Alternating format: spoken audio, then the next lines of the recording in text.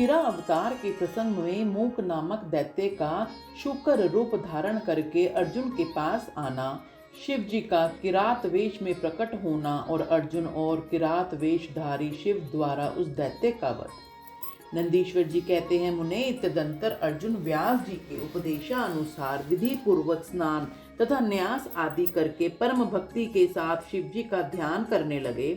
उस समय वे एक श्रेष्ठ मुनि की भांति एक ही पैर के बल पर खड़े हो सूर्य की ओर एकाग्र दृष्टि करके खड़े खड़े मंत्र जप कर रहे थे।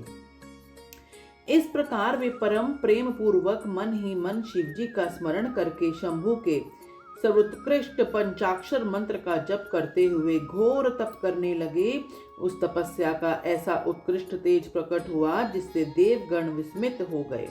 पुनः वे शिव जी के पास गए और समाहित चित्त से बोले। देवताओं ने कहा, सर्वेश, एक मनुष्य आपके लिए तपस्या में निरत है प्रभु।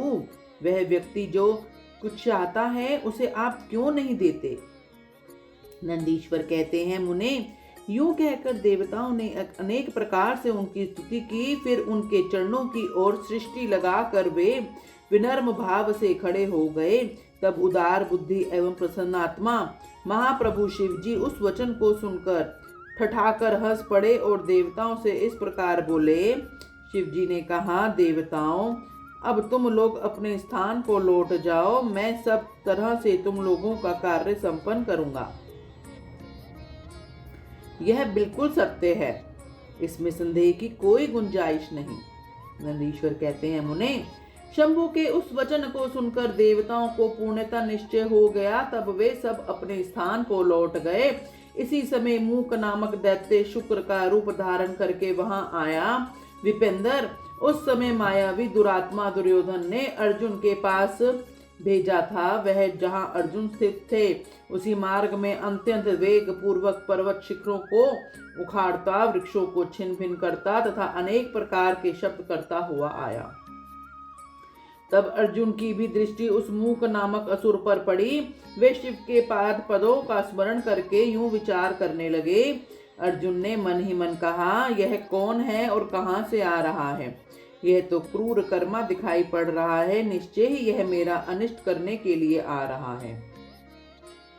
इसमें तनिक भी संशय नहीं है, क्योंकि जिसका दर्शन होने पर अपना मन प्रसन्न हो जाए वह निश्चय ही अपना हितैषी है, और जिसके दिखने पर मन व्याकुल हो जाए वह शत्रु का ही है।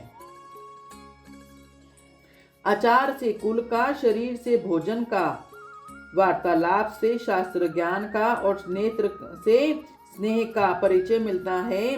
आकार से, चाल ढाल से, चेष्टा से, बोलने से तथा नेत्र और मुख के विकार से मन के भीतर का भाव जाना जाता है।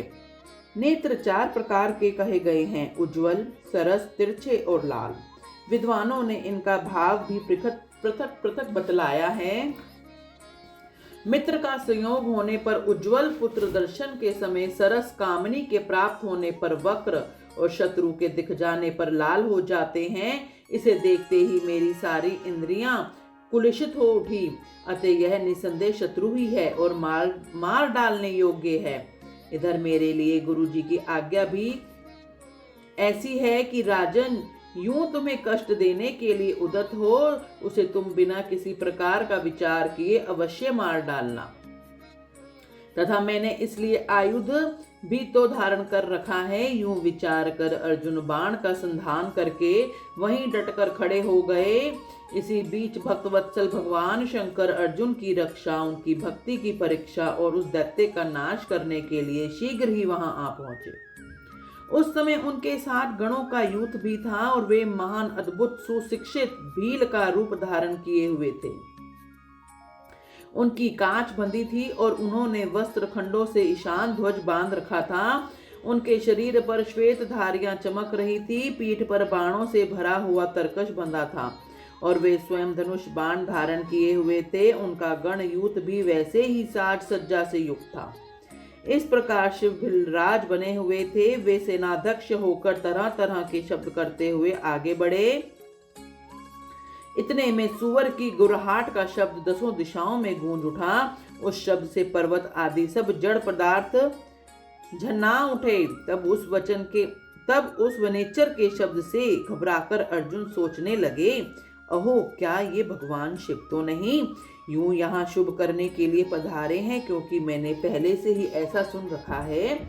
पुनः श्री कृष्ण और व्यास जी ने भी ऐसा ही कहा है तथा देवताओं ने भी बारंबार स्मरण करके ऐसी ही घोषणा की है कि शिव जी कल्याणकर्ता और सुखदाता हैं। वे मुक्ति प्रदान करने के कारण मुक्तिदाता कहे जाते हैं। उनका नाम स्मरण करने से मनुष्य का निश्चय ही कल्याण होता है। जो लोग सर्वभाव से उनका भजन करते हैं उन्हें स्वप्न में भी दुख का दर्शन नहीं होता। यदि कदाचित कुछ दुख आ जाता है तो उसे कर्म जनित समझना चाहिए। सो भी बहुत की आशंका होने पर भी थोड़ा ही होता है, अथवा उसे विशेष रूप से प्रारब्ध का ही दोष मानना चाहिए। अथवा कभी कभी भगवान शंकर अपनी इच्छा से थोड़ा या अधिक दुख भुगताकर फिर निसंदेह उसे दूर कर देते हैं। वे विष को अमृत और अमृत को विष बना देते हैं। यूं जैसी उनकी इच्छा होती है वैसा वे करते हैं। भला उन समर्थ को कौन मना कर सकता है। अन्य प्राचीन भक्तों की भी ऐसी ही धारणा थी। अतः भावी भक्तों को सदा इसी विचार पर अपने मन को स्थिर रखना चाहिए। लक्ष्मी रहे अपन अथवा चली जाए, मृत्यु आंखों के सामने ही क्यों ना उपस्थित हो जाए। लोग निंदा करें अथवा प्रशंसा, परंतु शिव भक्त से दुखों का विनाश होता ही है। शंकर अपने भक्तों को चाहे वे पापी हो या पुण्य आत्मा सदा सुख देते हैं। यदि कभी वे परीक्षा के लिए भक्त को कष्ट में डाल देते हैं तो अंत में दयालु स्वभाव होने के कारण वे ही सुखदाता भी होते हैं। फिर तो वह भक्त उसी प्रकार निर्मल हो जाता है जैसे आग में तपाया हुआ सोना शुद्ध हो जाता है। इस तरह की बातें मैंने पहले भी मुनियों के मुख से सुन रखी हैं। अतः मैं शिव जी का भजन करके उसी से उत्तम सुख प्राप्त करूंगा। अर्जुन यूं विचार कर ही रहे थे, तब तक बाण का लक्ष्य भूत वह सुअर वहां आ पहुंचा। उधर शिव जी भी उस सुअर के पीछे लगे हुए दिख पड़े। उस समय उन दोनों के मध्य में वह शुक्र अद्भुत शिखर सा दिख रहा था। उसकी बड़ी महिमा भी कही गई है। तब वह भक्त वत्सल भगवान शंकर अर्जुन की रक्षा के लिए बड़े वेग से आगे बढ़े। इसी समय उन दोनों ने उस शुक्र पर बाण चलाया। शिव ने बाण का लक्ष्य उसका पुच्छ भाग था और अर्जुन ने उसके मुख को अपना निशाना बनाया था। शिव जी का बाण उनके पुच्छ भाग से प्रवेश करके मुख के रास्ते निकल गया और शीघ्र ही भूमि में विलीन हो गया, तथा अर्जुन का बाण उसके पिछले भाग से निकलकर बगल में ही गिर पड़ा। तब वह शुक्र रूपधारी दैत्य उसी क्षण मरकर भूतल पर गिर पड़ा। उस समय देवताओं को महान हर्ष प्राप्त हुआ। उन्होंने पहले तो जय जयकार करते हुए पुष्पों की वृष्टि की, फिर वे बारंबार नमस्कार करके स्तुति करने लगे। उस समय उन दोनों ने दैत्य के उस क्रूर रूप की ओर दृष्टिपात किया। उसे देखकर शिव जी का मन संतुष्ट हो गया और अर्जुन को महान सुख प्राप्त हुआ। तत्पश्चात अर्जुन मन ही मन विशेष रूप से सुख का अनुभव करते हुए कहने लगे, ओहो यह श्रेष्ठ दैत्य परम अद्भुत रूप धारण करके मुझे मारने के लिए ही आया था, परंतु शिव जी ने ही मेरी रक्षा की है। निसंदेह उन परमेश्वर ने ही आज इसे मारने के लिए मेरी बुद्धि को प्रेरित किया है। ऐसा विचार कर अर्जुन ने शिव नाम संकीर्तन किया और फिर बारंबार उनके चरणों में प्रणाम करके उनकी स्तुति की।